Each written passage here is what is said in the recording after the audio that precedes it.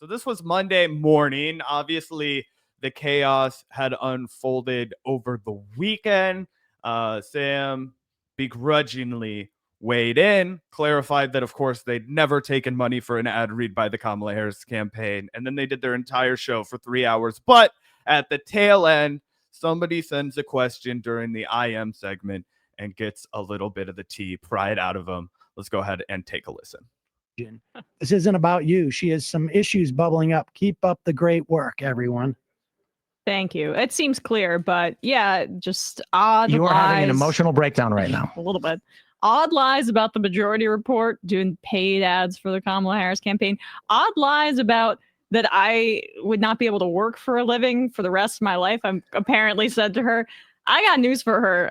If I wasn't working, like I work to make a wage and to pay my bills. I can't even conceive of the kind of money she's talking about. And I certainly didn't say that to her, but it feeds into like an existing right-wing meme about me. And that's the comment that Anna made, that Emma wouldn't have to work a day in her life if she didn't want to, right? Yeah. She said that Emma told her behind the scenes once that, if she didn't want to, she didn't have to work a day in her life thanks to her parents' wealth. And as I said on the show the other day, even if that was true, which I doubt it is true, Emma Vigeland just said it's not true, so I'll take her word for it, I suppose. But even if it was true, and even if that is something that she shared, I can hardly see Emma Vigeland boasting about it, like sharing it in a braggadocious way. Hey, by the way, Anna, guess what?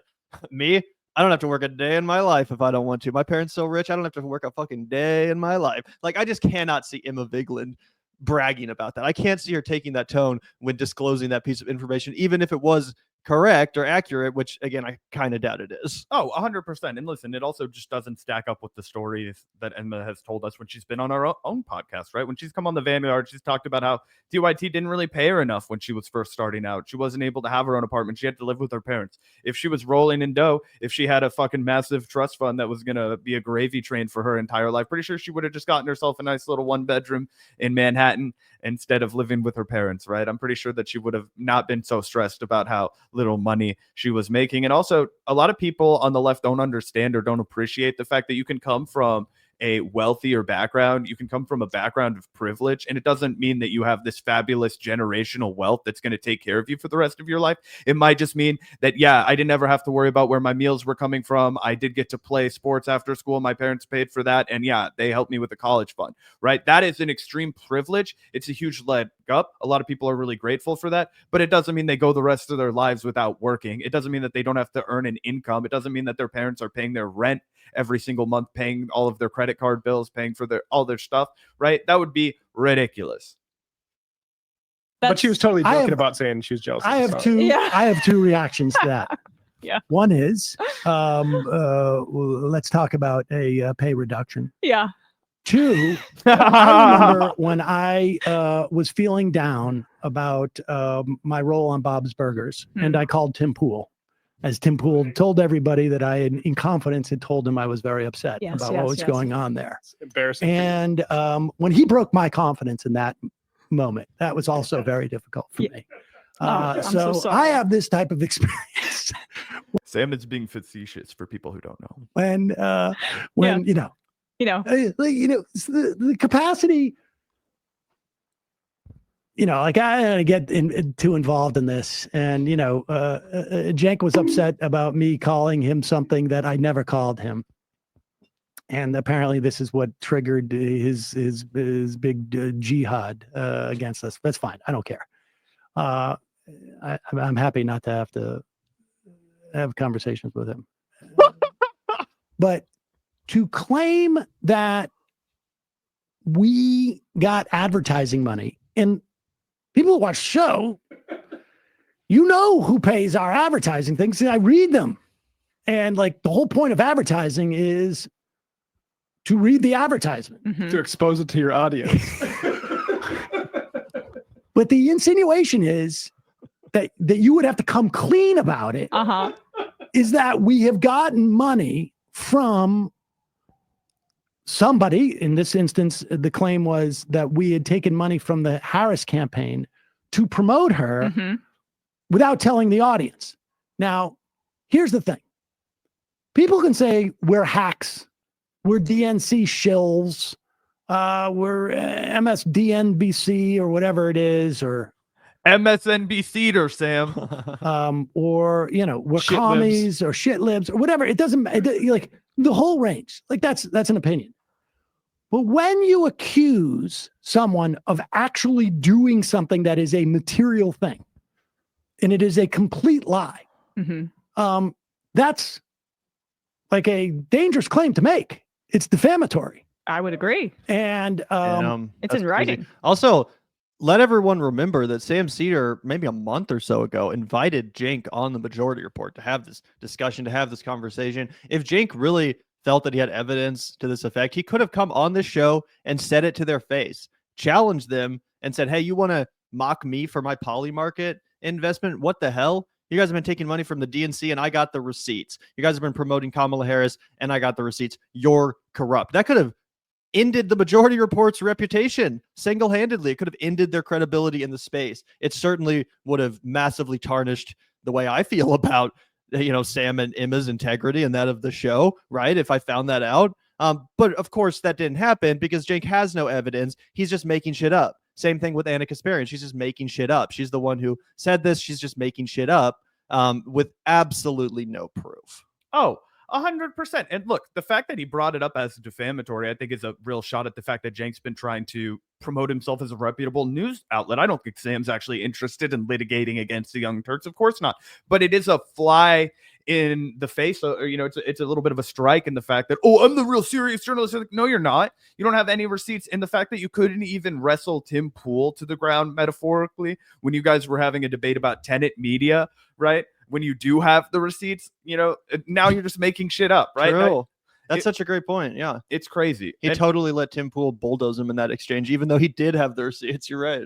And on top of all of that, I do have, I guess I would say a disagreement. I don't begrudge them, but it's something we choose not to do at the Vanguard, which is read ads. Now, we're in a privileged position in the fact that we don't have employees. We don't have to provide people with health insurance, right? I think Sam and Emma both fall under SAG guidelines or some sort of, Screen Actors, Union guidelines. So there's all kinds of, monetary obligations that you have to meet. And I think they do a good job of making ethical ad reads and ethical ad decisions. But Gavin and I would be livid and we would do a content nuke on them if they'd been secretly taking Kamala Harris money, obviously. That would not be something that we would overlook or be like, well, Sam and Emma, they're nice guys. Like, we're not interested in talking about that. We're going to, we'll let them out. That would not happen. Right. So the fact that, Cenk levels this accusation, there's no evidence for it. And on top of that, as they've mentioned here, the whole point of an ad read would be to blast it out to your audience, right? It would be to do the ad read for the show. And not just Emma and Sam have come out and vehemently denied this, not just their producer, Matt Leck,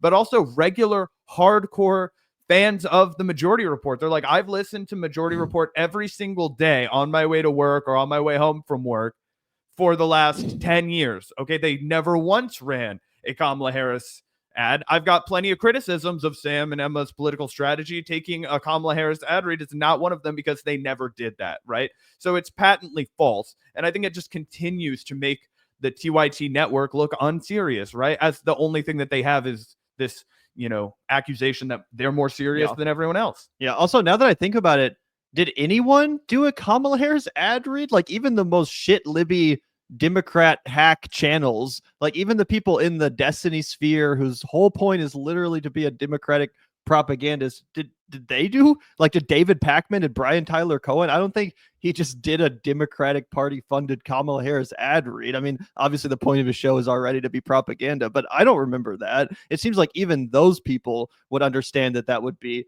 something that would massively disqualify them from having any sort of integrity or credibility as far as like journalistic neutrality is concerned. So I don't know anyone that did this, let alone the Majority Report, who obviously never would. Great point. Yeah, the only thing I've seen David Pakman hawk that I thought was ridiculously embarrassing was like Bitcoin or cryptocurrency or some sort of stupid shit like that. Yeah, not to mention his picture with Joe Biden in the White House. But yeah. Exactly. Good as an advertisement in my book, but I hear you. I will reiterate this. I think our audience knows this. We have never taken a dime from any entity that we didn't fully disclose in the form of advertising. I mean, we don't do a list of who's our members, but you can see, we have had one Sam Seder member, I think, that's still on the list. We haven't had one, and that was like 10 or 12 years ago. I don't even know the person's last name, but I do know it started with a K. I think, or maybe that was the last letter on his first name, or maybe the first name started with a K and the last name started with H. I'm pretty sure with an E. And who's that? Kamala Harris. Oh, and he did that for a year, and it really made a huge difference in the show. I mean, just the being able to keep the show afloat at that time. But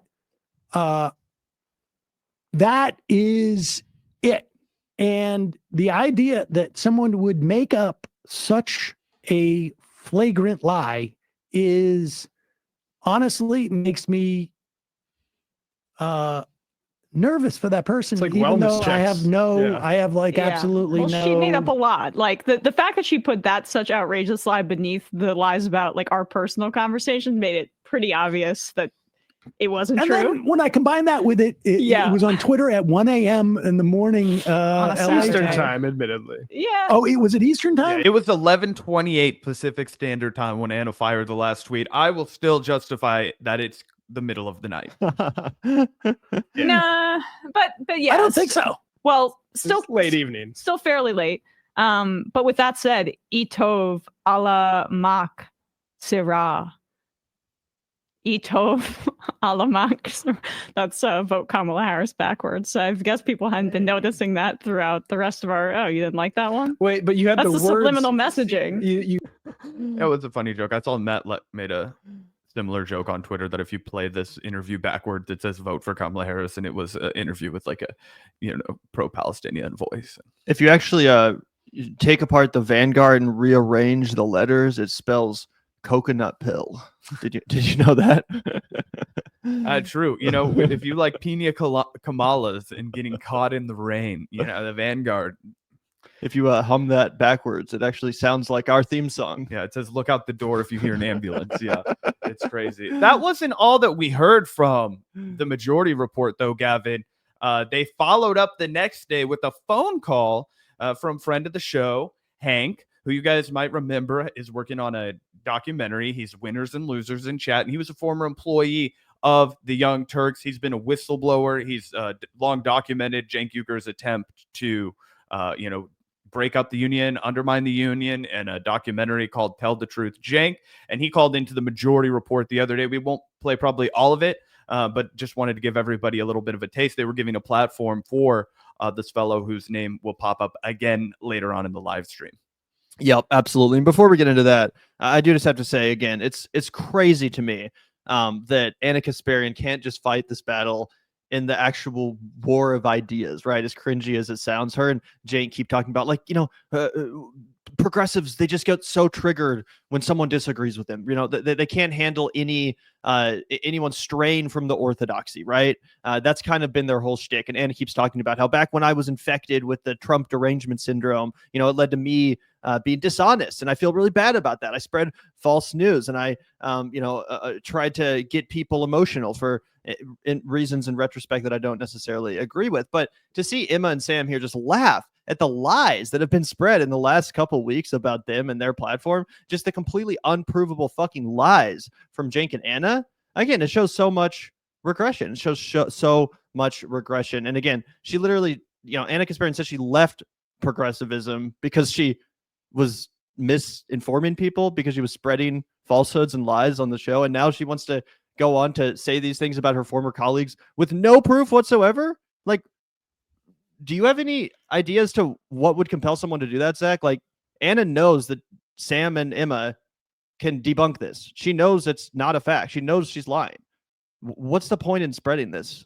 Do you know what the only thing, and this is probably too charitable to Anna, but it's the only thing I can think of.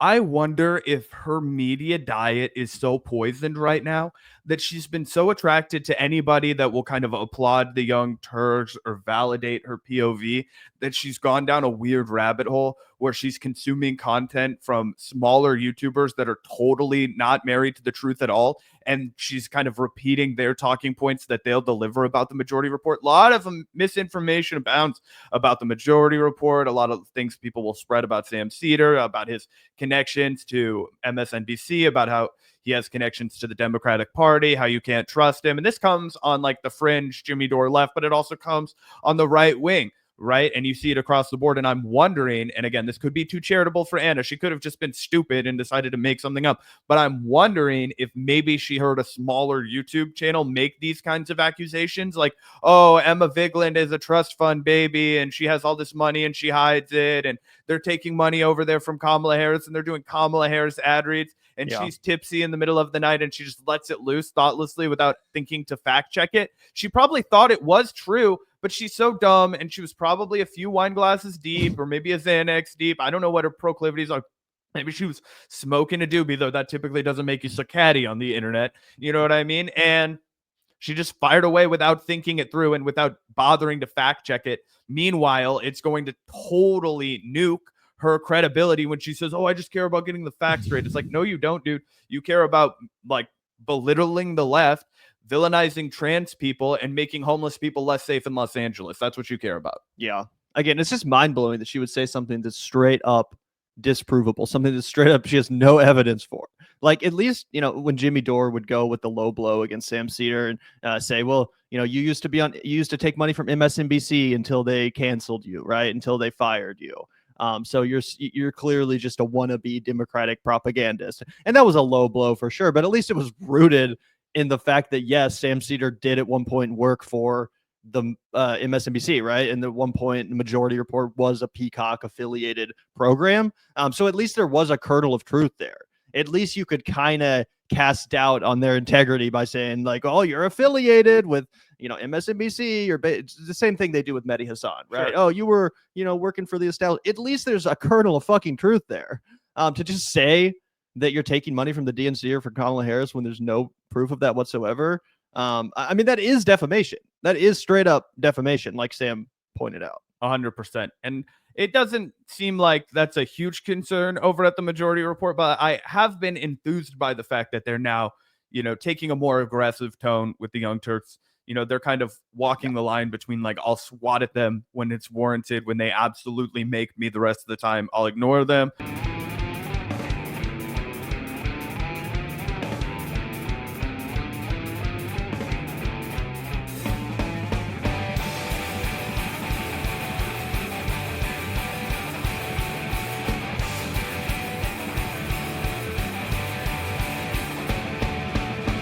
Look out the door if you hear an ambulance.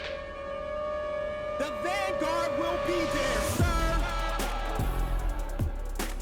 The Vanguard will be there, sir.